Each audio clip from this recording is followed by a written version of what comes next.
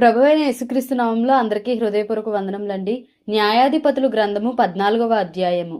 సంసోను తిమ్నాతునకు వెళ్లి తిమ్నాతులో ఫిలిస్తీయుల కుమార్తెలలో ఒకతెను చూచెను. అతడు తిరిగి వచ్చి తిమ్నాతులో ఫిలిస్తీయుల కుమార్తెలలో ఒకతెను చూచితిని, మీరు ఆమెను నాకిచ్చి పెండ్లి చేయవలనని తన తల్లిదండ్రులతో అనగా, వారు నీ స్వజనుల కుమార్తెలలోనే గాని నా జనులలోనే గాని స్త్రీ లేదనుకొని సున్నతి పొందని ఫిలిస్తీయులలో నుండి కన్యను తెచ్చుకొనుటకు వెళ్ళుచున్నావా అని అతని అడిగిరి. అందుకు సంసోను, ఆమె నాకు ఇష్టమైనది గనుక ఆమెను నా కొరకు తెప్పించుమని తన తండ్రితో చెప్పెను. అయితే ఫిలిస్తీయులకు ఏమైనా చేయుటకై యెహోవా చేత అతడు రేపబడినన్న మాట అతని తల్లిదండ్రులు తెలిసికొనలేదు. ఆ కాలమున ఫిలిస్తీయులు ఇశ్రాయేలీలను ఏలుచుండిరి. అప్పుడు సంసోను తన తల్లిదండ్రులతో కూడా తిమ్నాతునకు పోయి తిమ్నాతు ద్రాక్ష తోటల వరకు వచ్చినప్పుడు కొదమ సింహము అతని ఎదుటికి బొబ్బరించుచూ వచ్చెను. యెహోవా ఆత్మ అతనిని ప్రేరేపింపగా అతని చేతిలో ఏమీ లేకపోయినను ఒకడు మేకపిల్లను చీల్చున్నట్లు అతడు దానిని చీల్చెను. అతడు తాను చేసినది తన తండ్రితోనైనను తల్లితోనైనను చెప్పలేదు. అతడు అక్కడికి వెళ్లి ఆ స్త్రీతో మాట్లాడినప్పుడు ఆమె యందు సంసోనుకు ఇష్టము కలిగెను. కొంతకాలమైన తరువాత అతడు ఆమెను తీసుకుని వచ్చుటకు తిరిగి వెళ్ళుచుండగా ఆ సింహపు కళేబరమును చూచుటకై ఆ వైపు తిరిగినప్పుడు సింహపు కళేబరములో తేనెటీగల గుంపును తేనెయు కనబడగా అతడు ఆ తేనె చేతనుంచుకొని తినుచూ వెళ్ళుచూ తన తల్లిదండ్రుల యొద్దకు వచ్చి వారికి కొంత నీయగా వారును తినిరి. అయితే తాను సింహపు కళేబరంలో నుండి ఆ తేనెను తీసిన సంగతి వారికి తెలియజేయలేదు. అంతటా అతని తండ్రి ఆ స్త్రీని చూడబోయినప్పుడు సంసోను విందు చేసెను. అచ్చటి పెండ్లి కుమారులు అట్లు చేయుట మర్యాద. వారు అతని చూచినప్పుడు అతని యొద్ద నుండుటకు 30 మంది స్నేహితులను తోడుకొని వచ్చిరి. అప్పుడు సంసోను, మీకిష్టమైన ఎడల నేను మీ ఎదుట ఒక విప్పుడు కథను వేసెదను. మీరు ఈ విందు జరుగు 7 దినములలోగా దాని భావమును నాకు తెలిపిన ఎడల నేను 30 సన్నపు నార బట్టలను 30 దుస్తులను మీకిచ్చెదను. మీరు దాన్ని నాకు తెలుపలేకపోయిన ఎడల మీరు 30 సన్నపు నార బట్టలను 30 దుస్తులను నాకు ఇయ్యవలెనని వారితో చెప్పగా వారు, మేము ఒప్పుకొందుము, నీవిప్పుడు కథను వేయుమని అతనితో చెప్పిరి. కాగా అతడు, బలమైన దానిలో నుండి తీపి వచ్చెను, తిను దానిలో నుండి తిండి వచ్చెను అనెను. 3 దినములలోగా వారు ఆ విప్పుడు కథ భావమును చెప్పలేకపోయిరి. 7వ దినమున వారు సంసోను భార్యతో ఇట్లనిరి, నీ పెనిమిటి ఆ విప్పుడు కథ భావమును మాకు తెలుపునట్లు అతని లాలన చేయుము. లేని ఎడల మేము అగ్ని వేసి నిన్ను నీ తండ్రి ఇంటి వారిని కాల్చివేసెదము. మా ఆస్తిని స్వాధీనపరచుకొనుటకే మమ్మను పిలిచితిరా అనిరి. కాబట్టి సంసోను భార్య అతని పాదముల యొద్ద పడి ఏడ్చుచు, నీవు నన్ను ద్వేషించితివి గాని ప్రేమింపలేదు. నీవు నా జనులకు ఒక విప్పుడు కథను వేసితివి, దాని నాకు తెలుపవైతివి అనగా అతడు, నేను నా తల్లిదండ్రులకైనను దాన్ని తెలుపలేదు, నీకు తెలుపుదునా అనినప్పుడు ఆమె వారి విందు దినములు 7 అతని యొద్ద ఏడ్చుచూ వచ్చెను. 7వ దినమున ఆమె అతని తొందర పెట్టినందున అతడు ఆమెకు దాన్ని తెలియజేయగా ఆమె తన జనులకు ఆ విప్పుడు కథను తెలిపెను. 7వ దినమున సూర్యుడు అస్తమింపక మునుపు ఆ ఊరి వారు, తేనె కంటే తీపి అయినదేది, సింహము కంటే బలమైనదేది అని అతనితో అనగా అతడు, నా దూడతో దున్నకపోయిన ఎడల నా విప్పుడు కథను విప్పలేక యుందురని వారితో చెప్పెను. యెహోవా ఆత్మ అతని మీదికి మరలా రాగా అతడు అష్కెలోనుకు పోయి వారిలో 30 మందిని చంపి వారి సొమ్మును దోచుకుని తన విప్పుడు కథ భావమును చెప్పిన వారికి బట్టలనిచ్చెను. అతడు కోపించి తన తండ్రి ఇంటికి వెళ్ళగా అతని భార్య అతడు స్నేహితునిగా భావించుకొనిన అతని చెలికానికి ఇయ్యబడెను. న్యాయాధిపతులు గ్రంథము 15వ అధ్యాయము. కొన్ని దినములైన తరువాత గోధుమల కోతకాలమున సంసోను మేకపిల్ల ఒకటి తీసుకుని తన భార్యను చూడవచ్చి అంతఃపురములోనున్న తన భార్య యొద్దకు నేను పోదుననుకొనగా ఆమె తండ్రి లోపలికి అతని వెళ్ళనీయక, నిశ్చయముగా నీవు ఆమెను ద్వేషించితివనుకొని నీ స్నేహితునికి ఆమెను ఇచ్చితిని. ఆమె చెల్లెలు ఆమె కంటే చక్కనిది కాదా? ఆమెకు ప్రతిగా ఈమె నీకుండవచ్చును, చిత్తగించుమనెను. అప్పుడు సంసోను, నేను ఫిలిస్తీయులకు హాని చేసిన ఎడల వారి విషయంలో నేనిప్పుడు నిరపరాధిన యుందునని వారితో చెప్పి పోయి 300 నక్కలను పట్టుకొని దివిటీలను తెప్పించి తోకతట్టు తోకను త్రిప్పి 2 తోకల మధ్యను ఒక్కొక్క దివిటీ కట్టి ఆ దివిటీలో అగ్ని మండచేసి ఫిలిస్తీయుల గోధుమ చేలలలోనికి వాటిని పోనిచ్చి పనల కుప్పలను, పైరును, ద్రాక్ష తోటలను, ఒలివ తోటలను తగులబెట్టెను. ఫిలిస్తీయులు ఇది ఎవడు చేసినదని చెప్పుకొనుచు తిమ్నాయుని అల్లుడైన సంసోను భార్యను ఆమె తండ్రి తీసుకొని అతని స్నేహితునికిచ్చెను గనుక అతడే చేసి ఉండెనని చెప్పిరి. కాబట్టి ఫిలిస్తీయులు ఆమెను ఆమె తండ్రిని అగ్నితో కాల్చిరి. అప్పుడు సంసోను, మీరు ఈలాగున చేసిన ఎడల నేను మీ మీద పగ తీర్చుకొనిన తరువాతనే చాలించదనని చెప్పి తొడలతో తుంట్లను విరుగగొట్టి వారిని బహుగా హతము చేసెను. అటు పిమ్మట వెళ్లి ఏతాము బండసందులో నివసించెను. అప్పుడు ఫిలిస్తీయులు బయలుదేరి యూదా దేశంలో దిగి చెదరి లేహీలో దోపిడి కొరకై దండు కూర్చిరి.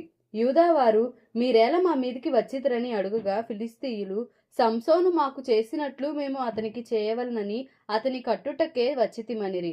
అందుకు యూదా జనులలో 3,000 మంది ఏతాములోని బండ యొద్దకు పోయి సంసోనును చూచి, ఫిలిస్తీయులు మనకు ఏలికలని నీకు తెలియదా? నీవు మాకేమి చేసితివని చెప్పగా అతడు, వారు నాకెట్లు చేసిరో అట్లే నేను వారికి చేసితినెను.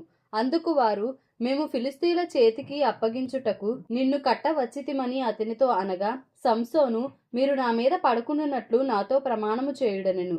అందుకు వారు, అలాగు కాదు, నిశ్చయముగా మేము నిన్ను చంపము గాని నిన్ను గట్టిగా కట్టి వారి చేతికి మేము అప్పగించదమని చెప్పి 2 క్రొత్త తాళ్ల చేత అతని కట్టి ఆ బండ యొద్ద నుండి అతని తీసుకొని వచ్చిరి.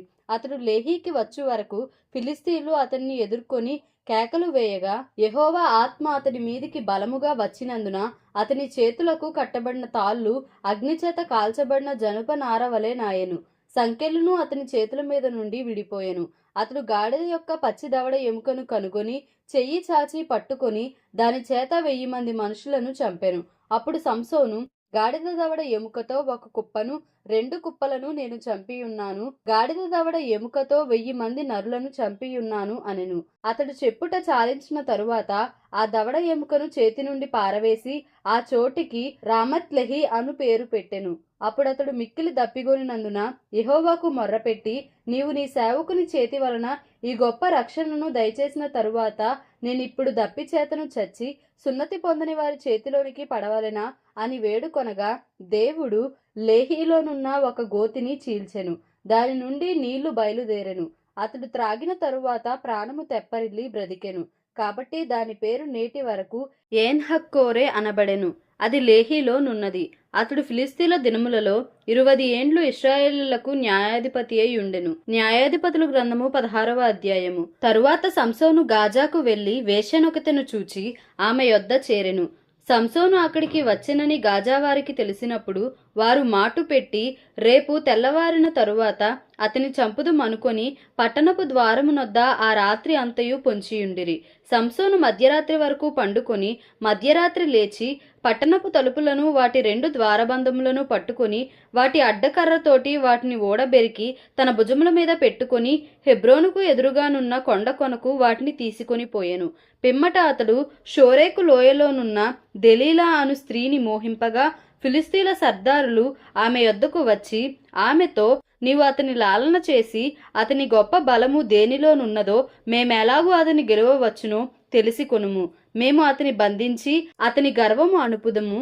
అప్పుడు మాలో ప్రతివాడును 1000 వెండి నాణెములను నీకిచ్చెదమని చెప్పిరి. కాబట్టి దెలీలా, నీ మహాబలము దేనిలోనున్నదో నిన్ను దేనిచేత కట్టి బంధింపవచ్చునో నాకు దయచేసి తెలుపుమని సంసోనుతో ననగా, సంసోను, 7 నిరవంజి చువ్వలతో నన్ను బంధించిన ఎడల నేను బలహీనుడనై సామాన్య మనుష్యులలో ఒకని వలె అవుదునని ఆమెతో చెప్పెను. ఫిలిస్తీన్ల సర్దారులు 7 నిరవంజి చువ్వలను ఆమె యొద్దకు తీసుకుని రాగా ఆమె వాటితో అతని బంధించెను.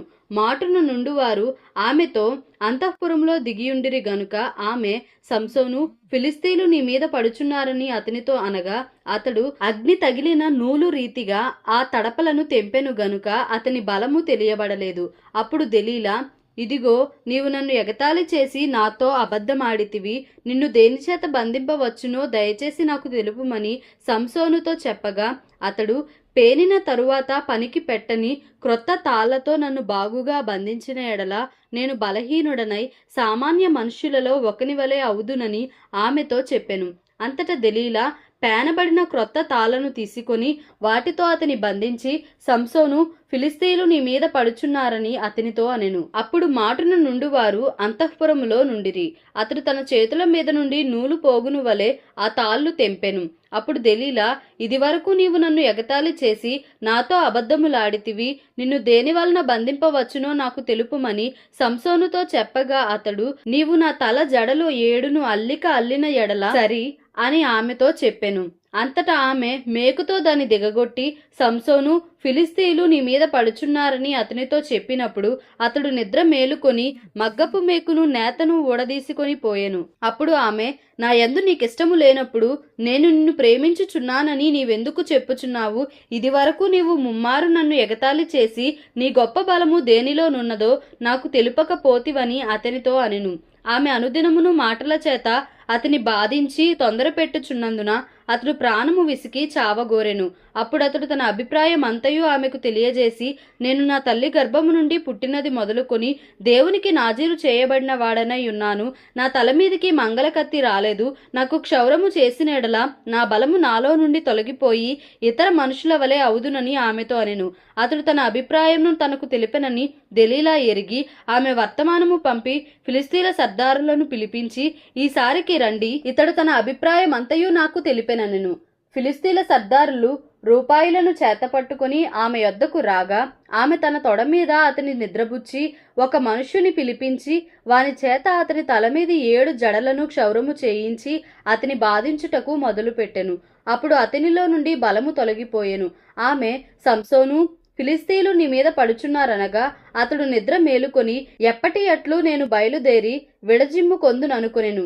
అయితే యెహోవా తనను ఎడబాసెనని అతనికి తెలియలేదు. అప్పుడు ఫిలిస్తీయులు అతని పట్టుకుని అతని కనులను ఊడదీసి గాజాకు అతని తీసుకొని వచ్చి ఇత్తడి సంకెళ్ల చేత అతని బంధించిరి. అతడు బందీ గృహములో తిరగలి విసురువాడాయెను. అయితే అతడు క్షౌరము చేయబడిన తరువాత అతని తల వెంట్రుకలు తిరిగి మొలుచుటకు మొదలుపెట్టెను.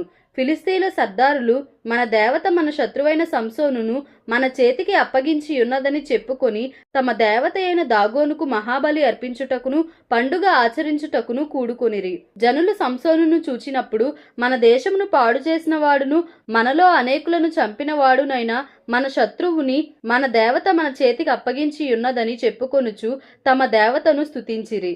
వారి హృదయములు సంతోషముతో నిండి ఉండగా వారు, మనము పరిహాసము చేయుటకు సంసోనును పిలిపించుదము రండని సంసోనును బందీ గృహము నుండి పిలువనంపిరి. వారు అతని చూచి గుడి స్తంభముల మధ్యను అతని నిలువబెట్టి పరిహాసము చేయగా సంసోను తన చేతిని పట్టుకున్న బంటుతో ఇట్లనెను, ఈ గుడికి ఆధారముగానున్న స్తంభములను నన్ను తడవనిచ్చి విడువుము, నేను వాటి మీద ఆనుకొందును. ఆ గుడి స్త్రీ పురుషులతో నిండి ఉండెను. ఫిలిస్తీన్ల సర్దారులందరూ అక్కడ నుండిరి. వారు సంసోనును ఎగతాళి చేయగా గుడి కప్పు మీద స్త్రీ పురుషులు రమారమి 3000 మంది చూచుచుండిరి.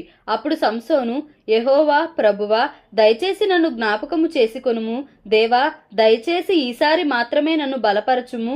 నా 2 కన్నుల నిమిత్తము ఫిలిస్తీయులను ఒక్కమారే దండించి పగ తీర్చుకొననిమ్మని యెహోవాకు మొర్రపెట్టి ఆ గుడికి ఆధారముగానున్న 2 మధ్య స్తంభములలో ఒక దానిని కుడి చేతను ఒక దానిని ఎడమ చేతను పట్టుకొని నేనును ఫిలిస్తీయులను చనిపోదుముగాక అని చెప్పి బలముతో వంగినప్పుడు గుడి ఆ సర్దారుల మీదను దానిలోనున్న జనులందరి మీదను పడెను.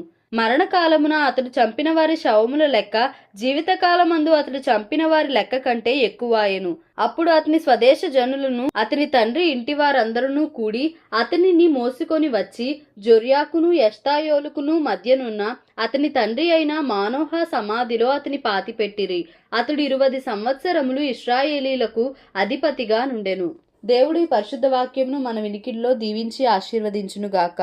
Amen. Please like, share and subscribe for more videos.